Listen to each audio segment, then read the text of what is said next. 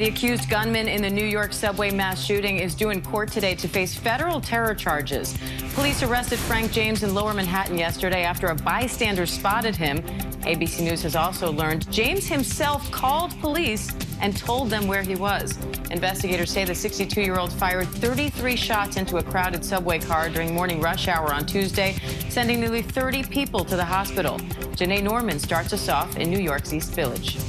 My fellow New Yorkers, we got him. We got him.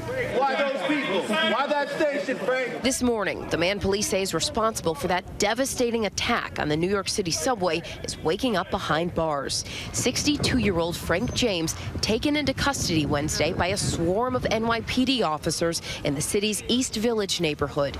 Now, ABC News has learned James himself called police, telling them where he was and describing what he was wearing, saying he would be in a McDonald's charging his phone when they arrive.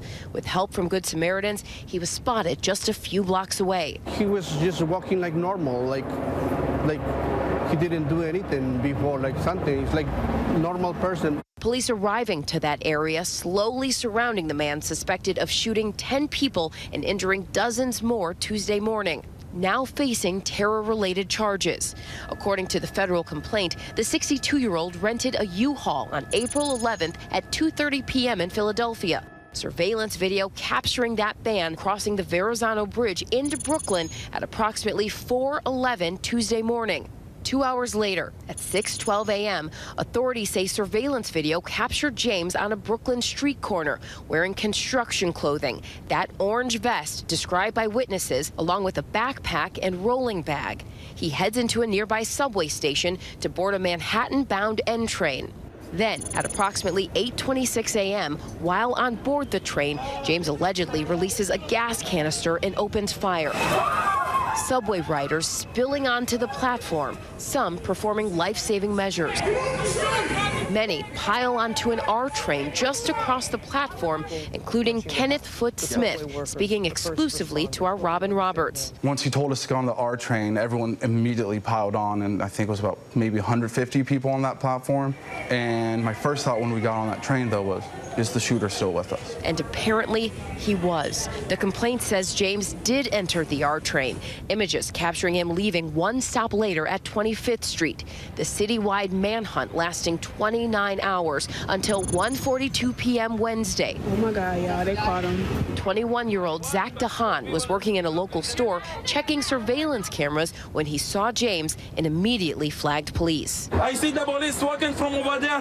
I thought the police, this is the guy. Catch him, guys, catch him. And he catch him. Thank God we catch him. And of course, there's a lot of attention now on subway safety, and the surveillance cameras that we've reported didn't work in some stations. Well, now we've learned that the MTA found out on Sunday that cameras in 3 subway stations weren't working properly, yet they weren't fixed by the time Tuesday morning's commute turned to chaos. The MTA saying that those cameras weren't sabotaged, they simply weren't working. Diane. All right, Janae, thank you.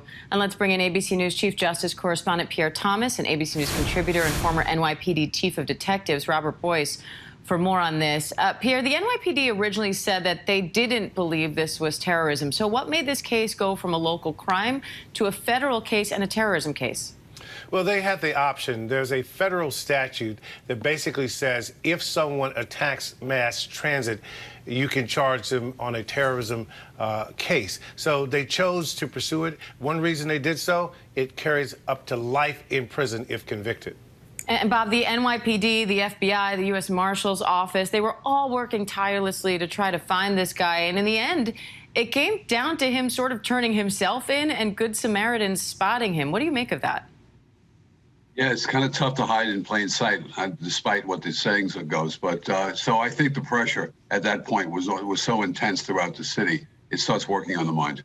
And so I'm not surprised he called. He was charging his phone in a McDonald's on the Lower East Side. But the tracking, the sense of urgency is lessened a bit, but the case continues. There's still a lot of unanswered questions, and that's what investigators are doing today. There sure is. And Pierre, there's been a lot of focus on the suspect's social media accounts. Is that shedding light on a possible motive?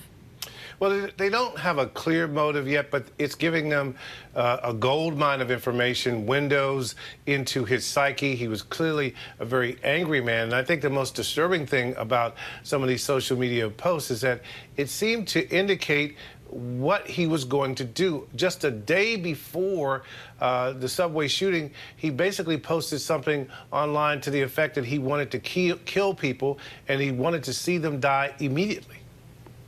And Robert, New York's Mayor Eric Adams, we heard Janae talking about the security cameras and how they weren't working that morning. He now says that there will be security changes in the subway in response to the shooting. What changes do you expect? I would expect he's going to over-deploy, send more officers down there, and it just allays people's fears. Because right now, when you get on a subway, subway crime is up 68% this year, and it doesn't seem to be tailing off. It's continuing. So we have to take back our subways. It's the lifeblood of the city. So that's what he wants to do, and you got to make sure those cameras are working. Granted, this individual was wearing a mask going on. We have them going on at Kings Highway, getting on the N train. 8 stops later, he commits the crimes. So we did catch him in something, but you want everything working pristine order, and there's no reason why we can't have that.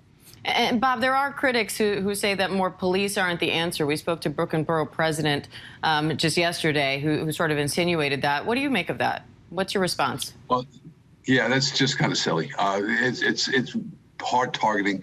People seeing police officers there, that works just now, and it's proven over the years to have worked. What else are we going to do if we don't police properly down there? So that's the issue right now. To what level? Therein lies the arguments. But police officers down the subway, seen riding trains, that's where we need to go forward. Pierre, now that this has become a federal case, what happens to the investigation and the case from here? Well, the case is still full tilt because of the fact that they need to be absolutely certain that no one else worked with James, who they believe is the sole person responsible for this. But they're not going to just assume that they're going to be 100% certain. The other thing is they want to continue to mine social media, continue to interview friends, family, associates, anyone who might know more about what the motive actually was. They may never know. In some cases, lone wolves, if this turns out to be that, which is what law enforcement suspects that this is, it's an unmoored person, someone descending into madness, and you may never have a clear picture of exactly why the person did what they did. The social media does point to anger over the mayor. There were some racist rants in the social media, some sexist rants. So this is just a person that, clearly had issues, and whether they can divine a clear-cut, thoughtful reason for why this happened remains to be seen. All right. Robert Boyce, Pierre Thomas, thank you both. Hi, everyone. George Stephanopoulos here. Thanks for checking out the ABC News YouTube channel. If you'd like to get more videos, show highlights, and watch live event coverage, click on the right over here to subscribe to our channel. And don't forget to download the ABC News app for breaking news alerts. Thanks for watching.